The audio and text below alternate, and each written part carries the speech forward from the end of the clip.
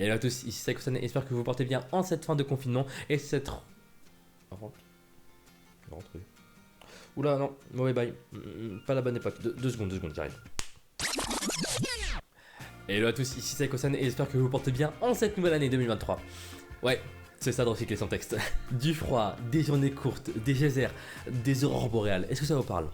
Très bien, alors venez avec moi, laissez-moi vous transporter, d'accord, c'est un avion tout ça, d'accord, dans un voyage qui se passe dans des contrées pas trop lointaines non plus, mais qu'on prend de manière très élégante. Si à ça on y mêle un petit peu de fantaisie, de mystère, on se retrouve avec le manga que je vais vous présenter, Nonna. Ouais, ça veut dire maintenant en islandais. Ouais, je suis un petit peu polyglotte sur les bords, bref, générique. Ok, donc petite question.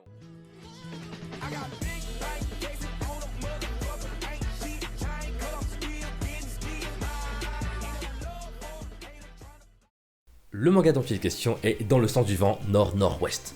C'est environ là, écrit par Aki Irie. C'est un seinen qui mélange pas mal de thèmes à la fois, on a tranche de vie, un petit peu de policier et du fantastique. Car oui, je vous l'ai dit, même si ça a l'air très concret, il y a de la fantaisie et je vais vous le prouver. Il arrive en France chez Soleil Manga en 2020, on a actuellement 5 tomes. Petite correction, je vais aller parler d'une pause et en effet, elle a pris fin en novembre dernier avec le tome 6 au Japon. Donc on peut s'attendre à une sortie très prochaine en France. Allez, on passe à la suite. L'histoire se concentre sur Kei Miyama, un détective indépendant de 17 ans qui est parti vivre avec son grand frère français en Islande, vivre un petit peu la vie posée, la vie chill. Il a un petit truc différent, lui par contre, c'est là dont je vous parlais, la fantasy, c'est qu'il a la capacité de communiquer avec tout type de machine, y compris sa voiture avec qui il va vraiment partout. Un jour, un détective japonais, je sais plus, une sorte de confrère, va venir le rencontrer, lui annoncer le meurtre de son oncle et sa tante, tué par le propre frère de Kei. Lui forcément, voilà, on parle de la famille, donc il y croit pas. Il va l'enquêter lui-même. Et c'est là on va découvrir un petit côté brosson vraiment qu'on n'aurait pas soupçonné finalement. Bon, sans mauvais jeu de mots parce qu'on est en Islande, hein, mais l'histoire fait du bien à lire, elle est rafraîchissante. L'intrigue, bon, elle pousse pas une réflexion frappadingue, c'est pas l'œuvre millénaire, mais pour autant on se plaît à découvrir la suite, à tourner chacune des pages. On a un héros avec un air certes insouciant mais qui est quand même très réfléchi. Le type a tout quitté pour traverser la planète, quitter son quotidien tranquillou, sa famille proche, pour trouver une forme d'apaisement. Et nous, on l'a vu cet apaisement-là avec lui à travers les pages. Oh bordel, c'est beau ça. Et je trouve que pour le coup, le premier tome a vraiment bien réussi à poser les bases, à ancrer les idées et nous donner envie de plus en découvrir. Bon, je pourrais m'étaler sur l'histoire, mais je risque de vous spoil, donc autant passer sur les personnages qui, pour le coup, sont vraiment top. Comme je vous l'ai dit, notre personnage, certes, il a l'air très renfermé, il est réfléchi et il a super bon fond.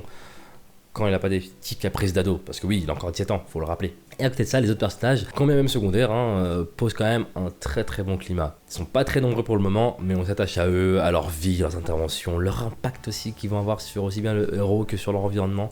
Et ma partie préférée dans ce manga, c'est le dessin, évidemment. Je trouve le dessin vraiment fin, mais énorme dans le résultat. L'auteur arrive à créer des personnages avec un style que j'arriverais même pas à définir, mais c'est super beau. Dans le trait, c'est un petit peu genre longiligne, ça se voit dans les mains, dans les jambes, dans la corpulence, et ça se voit très bien parce que moi je suis quelqu'un de petit, donc je le remarque. Mais ce que j'adore à côté de ça, c'est la façon de dessiner certains détails. Pour moi, les cheveux et les yeux, ça peut vraiment faire une très grosse impact, et elle le fait de manière vraiment magique.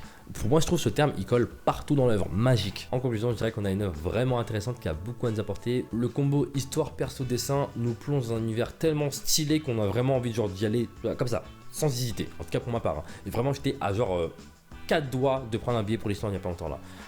Juste qu'il fait trop froid.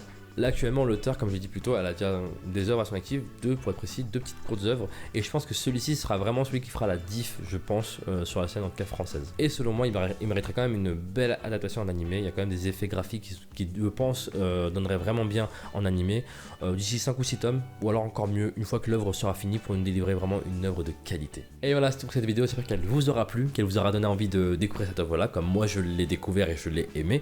Et si c'est déjà le cas, n'hésitez pas à dire tout ça en commentaire plus bas, ou même sur les réseaux Instagram, sur lequel je mettrai aussi un petit post à ce propos. Surtout n'hésitez pas, abonnement, petit pouce bleu, et puis je vous retrouve très bientôt pour une prochaine analyse. C'était tout pour moi, c'est Saiko-san, et je vous salue.